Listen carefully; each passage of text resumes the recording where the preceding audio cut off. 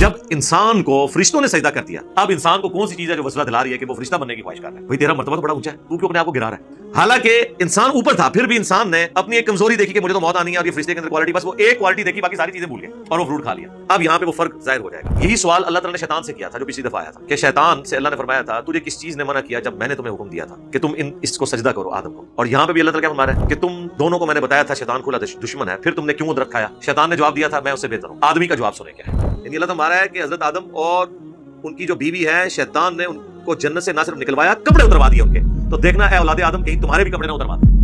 آج میں حضرت آدم علیہ السلام اور سیدنا حوا علیہ السلام کی اس کہانی پر بات کرنے جا رہی ہوں جسے ہم سب جانتے تو ہیں لیکن صحیح طریقے سے سمجھتے نہیں۔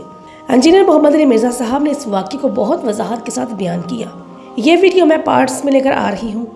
آج پارٹ نمبر 1 دیکھتے ہیں، اس لیے ویڈیو کو آخر تک لازمی دیکھیے گا تاکہ اگلا حصہ بھی آپ کو سمجھ آ سکے۔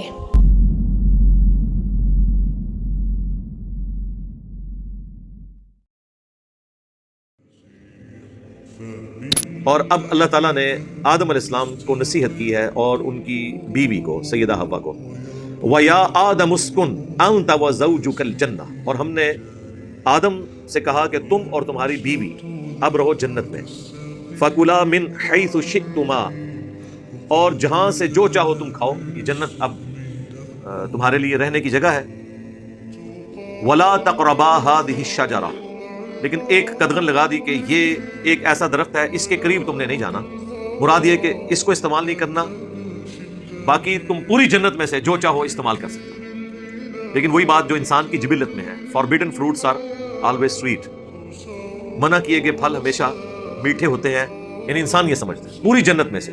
بیسیکلی یہ حضرت آدم علیہ السلام کی اور ان کی بیوی کی ٹریننگ ہو رہی تھی۔ اللہ نے تو اپنی ڈیسٹنی میں مقرر کر دیا تھا کہ ان کو میں نے زمین پہ اتارنا ہے۔ اس کے لیے ایک ٹیسٹ رکھا گیا کہ انسان کو حق اور باطل میں تمیز کا مادہ دیا جائے، اس کے باوجود بعض اوقات انسان وقتی طور پر حق سے اناد کرتا ہے اور برائی کا راستہ اختیار کرتا ہے، لیکن اس میں اپروچ یہ ہونی چاہیے کہ جب آپ کو آپ کی غلطی پر مطلع کیا جائے تو آپ رجوع کریں اور فوراً معافی مانگیں۔ اسی کا نام آدمیت ہے، آدم۔ اور غلطی کا احساس ہونے کے باوجود، اسے احساس دلانے کے باوجود اپنی غلطی کے اوپر جسٹیفیکیشن دینا، یہ شیطنت ہے، شیطانیت ہے۔ یہی کام شیطان نے کیا تھا جو ہم پچھلی دفعہ کور کر چکے ہیں۔ تو یہ ایک پریکٹس تھی کہ آپ دیکھ لیں پورے جنت میں ہر پھل کو تم استعمال کر سکتے ہو پوری جنت کے اندر سوائے ایک درخت کے۔ یعنی جو حلال ہے اس کا دائرہ کار بہت بڑا ہے، حرام کا دائرہ کار بڑا چھوٹا ہے۔ چند چیزیں جو حرام ہیں، باقی سب حلال ہیں۔ سورۃ النساء میں آیا کہ یہ حرمت والے رشتے، آیت نمبر 22 میں 23 میں، باقی کہا کہ اس کے علاوہ دنیا کی ہر عورت تمہارے لیے حلال ہے۔ باقی آپ دیکھ لیں کھانے پینے کی چیزوں میں بھی چند ایک چیزیں جو حرام ہیں، باقی جو چیز نہیں بتائی گی وہ اپنی اصل میں حلال ہے۔ تو یہاں پہ بھی اللہ تعالیٰ نے بیسیکلی یہ پریکٹس کروائی کہ انسان ہمیشہ اس کی طرف مائل ہوتا ہے جس چیز سے اسے منع کیا جاتا ہے۔ یہی ہمارے ماں باپ کے ساتھ بھی ہوا۔ اللہ تعالیٰ نے فرمایا پوری جنت ہے لیکن یہ ایک درخت ہے۔ اب اس درخت کی کوئی تفصیل نہیں آئی کہ یہ کون سا درخت تھا، اور نہ یہ کوئی اتنا اہم ہے کہ وہ درخت کون سا تھا کہ جس کا فروٹ کھانے کی وجہ سے اللہ تعالیٰ نے انہیں جنت سے نکال دیا اور سارے معاملات ہوئے۔ اس میں میسج یہ ہے کہ اللہ تعالیٰ نے جن چیزوں سے منع کیا ہے اس میں بچنے میں ہی عافیت ہے، پوری زندگی کے اوپر اس کو لے کے چلنا ہے۔ فَتَكُونَا مِنَ الظَّالِمِينَ، اگر ایسا ہوا تو پھر تم دونوں ظالموں میں شمار ہو جاؤ گے۔ اچھا، اب یہ جتنی آیات مسلسل 1 درجن سے زیادہ آیات ہیں، آپ دیکھیں گے اس میں تثنیہ کا صیغہ استعمال ہوا ہے، تم دونوں، تم دونوں، ان دونوں نے یہ کیا، ان دونوں نے پھر معافی مانگی، ان دونوں کو معاف کر دیا۔ یعنی اللہ تعالیٰ نے سنگل آؤٹ نہیں کیا مرد کو اور نہ عورت۔ کرسچینٹی کے اندر یہ سمجھا جاتا ہے کہ یہ ایکسس آف ایول، ایو ہے یعنی ہوا۔ ایو سیدہ ہوا کے لیے انگلش میں لفظ استعمال ہوتا ہے، اسی سے ڈرائیو ہوا ہے ایول، یعنی ایو نے گناہ کروایا ابا سے ہمارے، وہ یہ کنسیپٹ ہے ادھر۔ لیکن قرآن حکیم میں جہاں بھی یہ چیز آئے گا آپ دیکھیں گے کہ ان دونوں نے یعنی صیغہ سنگولر کا نہیں استعمال ہوا، تثنیہ کا ہوا ہے۔ جمع کا اس لیے نہیں ہوا کہ جمع عربی میں 3 سے شروع ہوتی ہے۔ مشرق سنگولر، مشرقین 2 مشرقیں، مشارق 3 یا 3 سے زیادہ۔ تو یہاں پہ آپ دیکھیں تثنیہ کے صیغے آپ کو ملیں گے۔ فَوَسْوَسَ لَهُمَا، ان دونوں کو وسوسہ دلایا۔ اگر ہوتا نا فَوَسْوَسَ لَهُ تو سنگولر کا صیغہ ہوتا، لہم ہوتا تو پلورل کا سیگا ہوتا. اچھا وہ پلورل کا سیگا بھی بعض جگہ آیا ہے, وہاں پہ پوری انسانیت کو اللہ نے مراد دیا کیونکہ انہی دونوں سے آگے نسل چلنی تھی, لیکن یہاں پہ اسپیسیفکلی تسنیہ کا سیگا ہے. فوسوس لہما الشیطان, تو ان دونوں کو وسوسہ دلایا شیطان نے, لیبدی لہما ما وری عنہما من سوآتہما, تاکہ بے پردہ کر دے ان کے لیے جو ڈھانپا گیا تھا ان کی شرمگاہوں سے. اس سے یہ لگتا ہے کہ کوئی جنتی لباس تھا جو دونوں کو پہنایا گیا تھا, اور وہ جیسے ہی پھل کھایا ان کے جسم سے وہ لباس اتر گیا اور ان کی شرمگاہیں ایک دوسرے پر آشکار ہو گئی. یعنی یہ فربیڈن فروٹ کھانے کی وجہ سے اللہ تعالیٰ کی طرف سے ایک سزا ہوئی. اب وہ جنتی لباس کس طرح کا تھا اس کی کوئی تفصیل آئی نہیں ہے. مختلف روایتیں, اب اسرائیلی روایتوں ملتا ہے یہ ناخن جو ہے یہ اس جنتی لباس کی باقیات ہے. میری تو نہیں عقل مانتی کہ اس طرح کا کوئی لباس ہو, تو بڑا ہارڈ ہے, پورے جسم پہ تو یہ ہو, واللہ عالم. باقی اس میں صرف اتنا ہی ذکر ہے کہ ان کے جسم کے جو جنتی لباس تھا وہ اتار دیا گیا اور شرمگاہیں ان کے لیے ظاہر ہو گئی. اس میں یہ بھی شائبہ ملتا ہے کہ شاید اس سے پہلے سیکس کے حوالے سے کوئی ایجوکیشن نہیں تھی, نہ یہ پتا تھا کہ یہ چھپانے کی جگہ اللہ تعالیٰ نے یہ اس کھانے کی وجہ سے ان کے اندر یہ کمپیٹنسی پیدا ہوگی کہ ان کو اس چیز کی شناخت بھی ہوگی. اور آج بھی آپ دیکھ لیں جو کھاتے پیتے لوگ ہیں نا, ان کے اندر یہ اس طرح کی چیزیں زیادہ کودتی ہیں. جس کو 2 وقت کی روٹی کی فکر ہو وہ بیچارہ ان کاموں میں نہیں پڑتا. عیاشی سارے وہ لوگ کرتے ہیں جن کے پیٹ بھرے ہوئے ہوتے ہیں, جتنا کھاتے ہیں اتنی شہوت ان کے اندر کودتی ہے. وقالا, اور کہا کس نے, شیطان کی طرف آ رہا ہے کہ شیطان نے جو وسوسہ دلایا تو وہ کون سا وسوسہ تھا. ما نہاکما, تم دونوں کو نہیں منع کیا گیا, ربکما, تم دونوں کے رب کی طرف سے, عن ہذہ الشجرہ, اس کھانے سے متعلق کہ تم نے یہ درخت کا کھانا نہیں کھانا, اس کا فروٹ نہیں کھانا, الا, مگر اس لیے, ان تکونا, کہ کہیں ایسا نہ ہو کہ تم دونوں ہو جاؤ ملکین, فرشتے, او تکونا من الخالدین, یا تم ہمیشہ کے لیے زندہ رہنے والے بن جاؤ. شیطان نے انہیں وسوسہ کیا دلایا.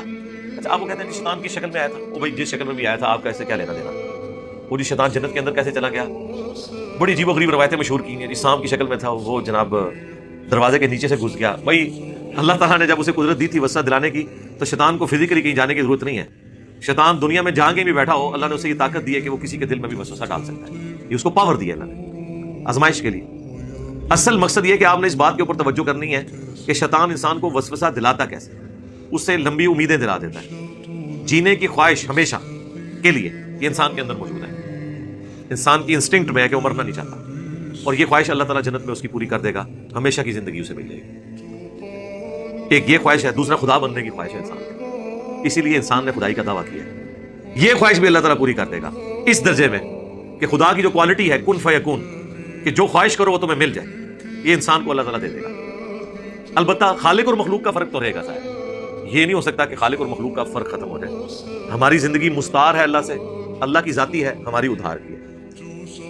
ہم بھی ہمیشہ زندہ رہیں گے لیکن اللہ کے عطا کرنے پر. اللہ کی زندگی اپنی ہے, وہ کسی کا محتاج نہیں. ہماری خواہشات کی تکمیل اللہ کی وجہ سے ہوگی, کن فیکون, یہ اللہ کی عطا سے ہوگا. اللہ کی یہ کوالٹی اپنی ہے. والحی القیوم, وہ زندہ ہے, سب کو تھامنے والا ہے. اسی کے لیے میں نے ایک ٹرم ڈیوائز کی ہے, منی گاڈ, اس اعتبار سے کہ اللہ تعالیٰ انسان کی وہ چھپی ہوئی خواہش. تو مجھے بتائیں انسان کے اندر جو یہ خواہش ہے یہ رکھی کس نے؟ اللہ نے. کریٹر سے بہتر کون سمجھ سکتا ہے؟ الا یعلم من خلق, کیا وہی نہ جانے گا جس نے تمہیں پیدا کیا؟ یہ آتا ہے نا سورۃ الملک, اسے پتا ہے اس نے کیا کیا خواہش رکھی ہے. سیکس رکھا ہے, اللہ نے حوریں رکھی ہے. کھانے کی خواہش رکھی ہے, ہر کھانے کی چیز وہاں پہ موجود ہے. انسان کی مرضی چلے. خدائی کا دعویٰ کیوں کیا فرعون نے؟ تاکہ اس کی مرضی چلے, لوگ اس کی بات مانیں, اس کا آرڈر چلے. سر فرعون کو تو مصر ملا تھا. بخاری مسلم اٹھائیں, جو سب سے آخر میں جنت میں جائے گا ہزاروں لاکھوں سال کا اپنا عذاب بھگتنے کے بعد, ڈائریکٹ نہیں, صرف ایک کلمے کی برکت سے سب سے آخر میں جو جنت میں جائے گا اسے پلانٹ ارتھ سے 10 گنا بڑی جنت ملے گی. پلانٹ ارتھ, یہاں تو لوگ ایک ملک پہ حکومت چاہتے ہیں نا, ایک سٹی پہ حکومت چاہتے ہیں, یا زیادہ پوری دنیا پہ چاہتے ہوں گے. وہ بھی دنیا پہ ان کی حکومت نہیں ہوتی ہے, دنیا کے انسانوں پہ ہوتی ہے. 2/3 تو سمندر ہے, اس کے اندر مخلوقات ہیں, مخلوقات پہ نہیں ہوتی ہے. کسی درخت کو کوئی امریکن صدر حکم دے کہ تو فروٹ اگا سکتا ہے, لیکن سر یہ تو ہر جنتی کو وہاں پہ مل جانا ہے. 10 گنا بڑی جنت. یہ جو اتنی گلیکسیز دریافت ہو رہی ہیں یہ سرکار ہمارے لیے ہیں, یہ ہمارے باپ کی میراث ہے, انشاءاللہ ہمیں ملنے والی ہے انشاءاللہ تعالی. تو وہاں پہ انسان کا حکم چلے گا, موت نہیں آئے گی, حکم چلے گا, ہمیشہ کی زندگی مل جائے گی, اور کیا چاہیے, سب کچھ مل گیا. بخاری مسلم دونوں میں آتا ہے کہ جنتی جب جنت میں جائیں گے تو اللہ تعالیٰ کی طرف سے ندا دی جائے گی. مسلم میں تو ذرا تفصیل کے ساتھ ہے. تمہیں مبارک ہو, آج کے بعد کبھی موت نہیں آئے گی, ہمیشہ زندہ رہو گے. آج کے بعد بوڑھے نہیں ہوگے, ہمیشہ جوان رہو گے. آج کے بعد کوئی بیماری تمہیں نہیں آئے گی, ہمیشہ خوشحال رہو گے. اور چوتھی چیز, اب اللہ تم سے ناراض کبھی نہیں ہوگا. یار یہ سب سے بڑی تلوار ہے جو ایک انسان کے اوپر لٹک رہی ہے. پوری زندگی بولین الجبرا ہے, 0 1 0 1 0 1. میں نے یہ ادھر 1 کر دینا ہے کیونکہ اس پہ اللہ کی رضامندی ہے اور ناراضگی نہیں ہے. یہاں میں نے 0 کر دینا ہے کیونکہ یہ اللہ نے منع کیا. یہ جو ٹینشن کی زندگی ہے جو صحیح مسلم میں آیا کہ مومن کے لیے دنیا قید خانہ ہے اور کافر کے لیے جنت ہے. قید خانہ ہے نا اس حوالے سے, ویسے تو حسن ہے سرکار, ہم سے کوئی پوچھے, ہم قید خانے میں بھی جنت میں رہ رہے ہیں. یعنی میں تو اس وقت دنیا میں جو بڑے بڑے قید خانوں میں زندگی گزار رہے ہیں ان میں سے میں ایک آزاد زندگی نہیں گزار سکتا. ونریبل ہوں نا دعوت کے حوالے سے. بزرگان دین اور ان کے ماننے والوں سے خطرات لاحق ہے, کافروں سے نہیں, بزرگان دین کے ماننے والوں سے. لیکن جو فی دنیا حسن ہے کہ دنیا میں اللہ تعالیٰ آپ کو ایک غنی کر دیتا ہے, آپ گاڈ اورینٹڈ ہو جاتے ہیں, اللہ کی طرف متوجہ ہوتے ہیں, تو دنیا میں تکلیف جھیلنا آسان ہو جاتا ہے. تکلیفیں ختم نہیں ہونی, اگر ہونی ہوتی تو پیغمبروں کی ختم ہو جاتی, حسین ابن علی کی ختم ہو جاتی, نہیں ختم ہوئی. جھیلنا آسان ہو جائے گا, اسی کو کہا گیا فی دنیا حسن وفی الآخرۃ حسنہ. تو پھر واقعی وہ اپنی پرفیکٹ ڈیفینیشن میں حسنہ ہوگا. دنیا ناقص ہے, آخرت پرفیکٹ ہے. اس کی ایک اور بڑی مثال ہے, دنیا میں آپ جتنی مرضی محنت کر دیں, جو آپ کا مقدر ہے وہ آپ کو ملے گا. یہ ہو نہیں سکتا کہ جو آپ نے محنت کی ہے ایگزیکٹلی اتنا آپ کو ملے. یہ ہو سکتا ہے کہ آپ نے کم محنت کی, زیادہ مل گیا, کیونکہ دنیا میں یہ نقص ہے. لیس للانسان الا ما سعی, یہ آخرت کے بارے میں, دنیا کے بارے میں نہیں ہے. جو انسان کوشش کرتا ہے اس کے لیے وہی. آخرت میں ایسا نہیں ہے. دنیا میں اگر کسی نے ایفرٹ پٹ کی ہے نا, ایٹ لیسٹ اتنا تو اسے ملے گا, بلکہ اتنا بھی نہیں. قرآن نے کہا 10 گنا, اور کسی کے لیے 700 گنا, کسی کے لیے اس سے بھی زیادہ. آخرت میں یہ نقص نہیں ہوگا, یہ دنیا کا نقص ہے کہ ایک بندہ ایفرٹ کرتا ہے, کامیاب ہو بھی سکتا ہے, ناکام بھی ہو سکتا ہے.